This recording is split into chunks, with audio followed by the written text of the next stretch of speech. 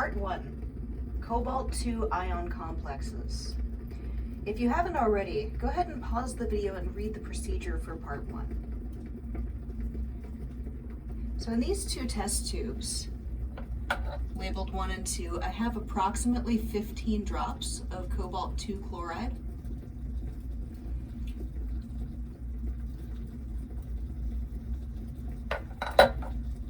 And in test tube 1, I'm going to add some hydrochloric acid. So go ahead and record the color of the initial solution.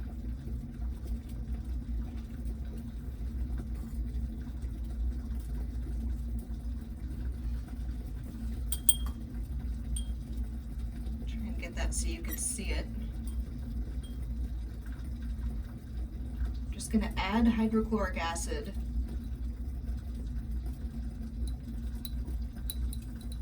until we see a permanent color change. Not quite enough yet.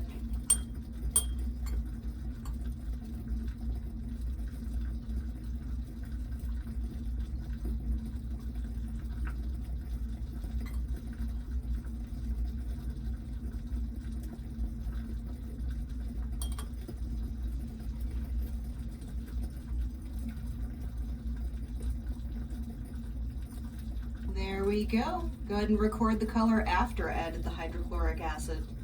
Now tell me, which direction did the reaction shift? Forward, forming more products, or backwards, forming more reactants?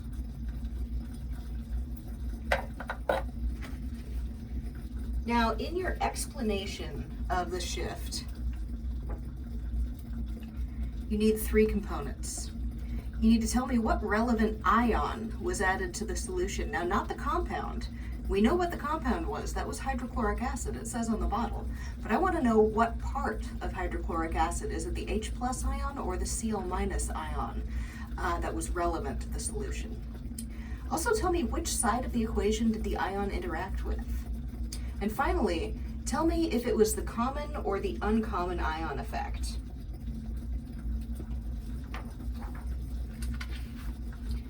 Right, now I'm going to dip test tube 2 into the boiling water.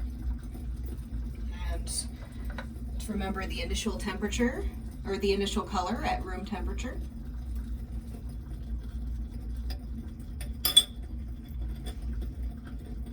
We'll give that a minute. Right, and there's the color at room temperature. Let's cool this down and see what color it turns. Now here it is after cooling back down, back to the original color. So here, if you haven't already, record the colors of the solution at different temperatures. Go ahead and circle whether or not it's endothermic or exothermic. And then we're just rewriting the equation, and we're gonna put heat on the reactant side, or we're gonna put it on the product side, depending upon whether or not it was endothermic or exothermic. And in your explanation, tell me if the heat formed more products or more reactants. Part 2, ionization of acetic acid. So here I have some 0.1 molar acetic acid, or commonly known as vinegar. I have some methyl orange. This is just a dye indicator. This is not involved in equilibrium. It's just going to change colors based on how acidic or basic the solution is.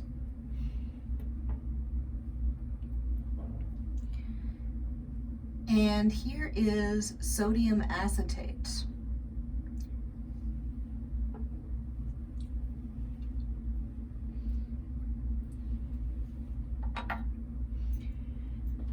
Now here is the plain old acetic acid with methyl orange added to it.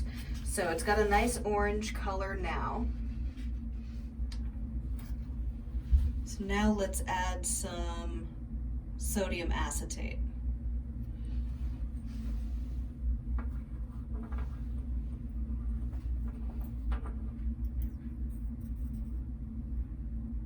Just a little bit, don't need a lot.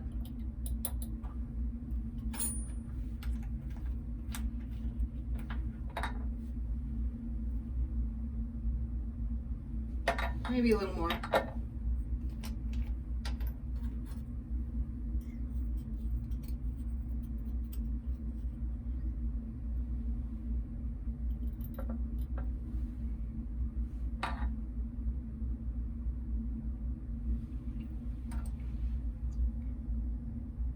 See, it's gotten just a little bit lighter in color. Let's keep adding until we get more of a color change.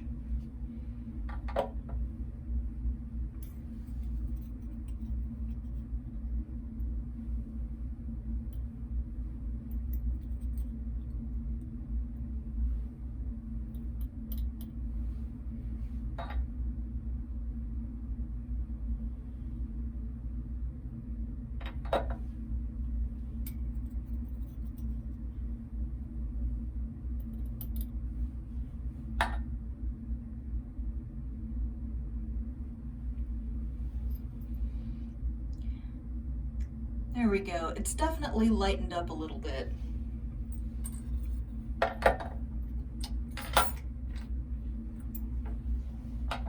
Let's go ahead and compare that to the original one.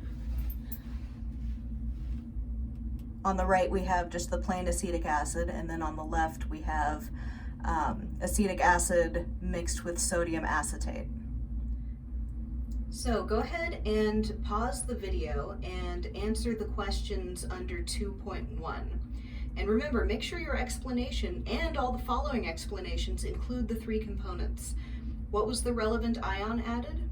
What side of the reaction did the ion interact with? And whether or not it's the common or uncommon ion effect. For part 2.2, we're not going to do this experimentally, but I want you to predict what would happen if we had added some sodium hydroxide to the solution instead of sodium acetate. Go ahead and pause the video and answer the questions under 2.2. Part 3, ionization of aqueous ammonia. Here we have, look what it says. It says NH3, which is the formula for ammonia. And then in words, it's called ammonium hydroxide. Well, those are both the two compounds that are in equilibrium with each other. The more proper name is aqueous ammonia.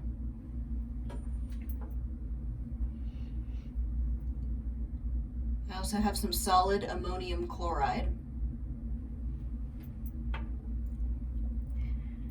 And I have my phenolphthalein dye indicator. This is the same indicator that you used in the titration lab. It turns pink in basic solution and is clear and colorless in neutral or acidic solution.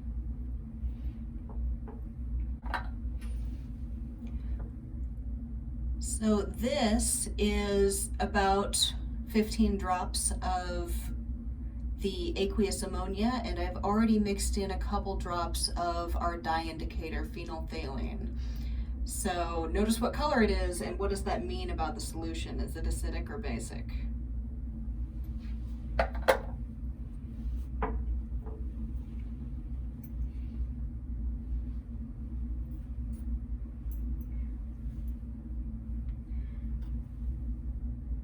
Now let's go ahead and add our ammonium chloride.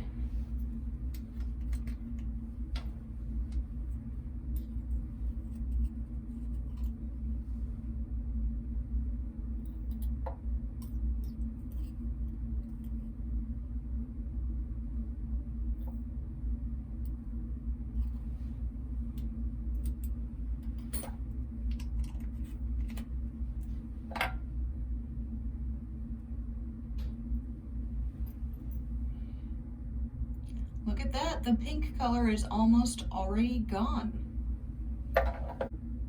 Go ahead and pause the video and answer the questions under 3.1. Part 4, thiocyano iron 3 complex ion. So here we have, I'm going to use 3 test tubes. I have some potassium thiocyanate, which is going to supply the thiocyanate ion for the equilibrium. The potassium is just a spectator ion.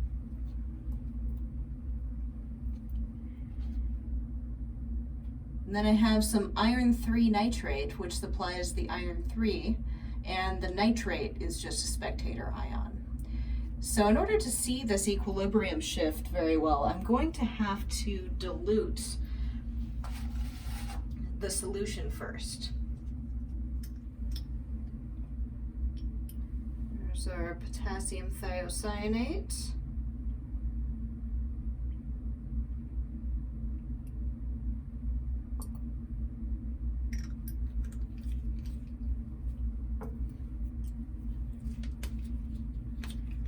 Notice the potassium thiocyanate is clear and colorless, and the iron 3 nitrate is orange.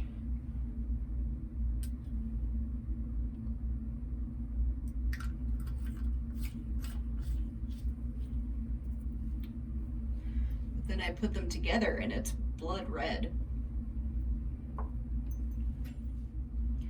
Now I'll put approximately 30 milliliters of deionized water.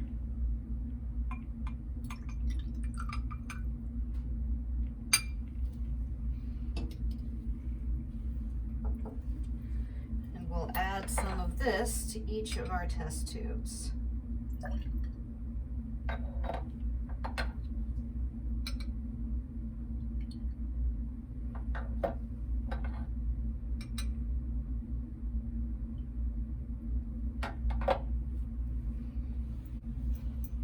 So test tube 3 is just going to be a reference to compare the other two.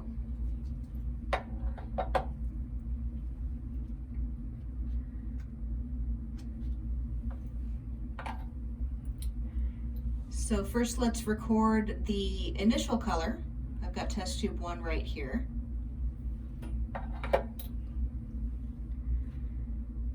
And now I'm going to add 10 drops of additional potassium thiocyanate to test tube 1.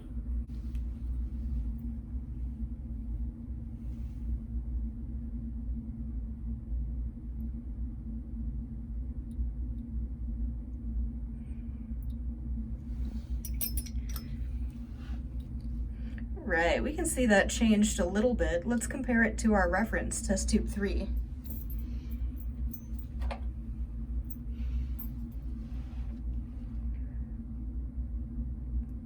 There we go. There's a little bit of a difference there.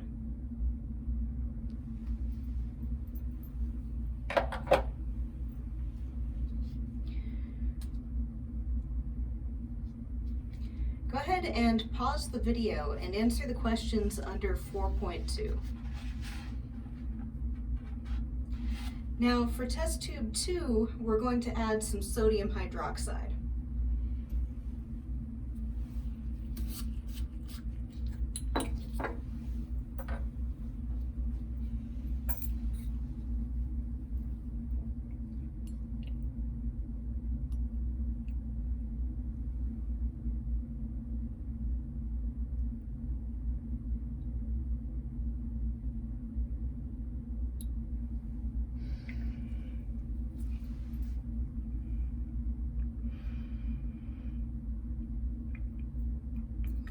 It's gotten lighter, but now it's gotten a little cloudy. And we know what that means, that a precipitation reaction happened. So go ahead and write a description of the precipitate. We'll set it aside and see what the solution looks like after the precipitate has settled. All right, the precipitate has settled, so we can actually see the color of the solution now. Go ahead and record that.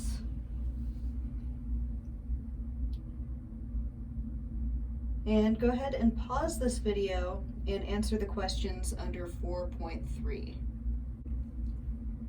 Part 5, saturated sodium chloride. We have our saturated sodium chloride. What do we mean by saturated? It means that the solvent, the water, is holding as much solute as it possibly can. Put any more in and it simply won't dissolve. Then we also have some 12 molar hydrochloric acid.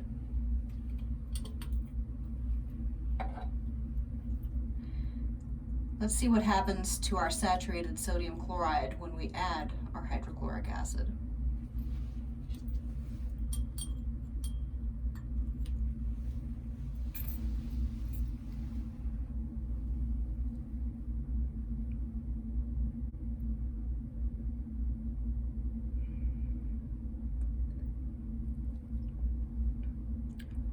Right, went from clear to cloudy.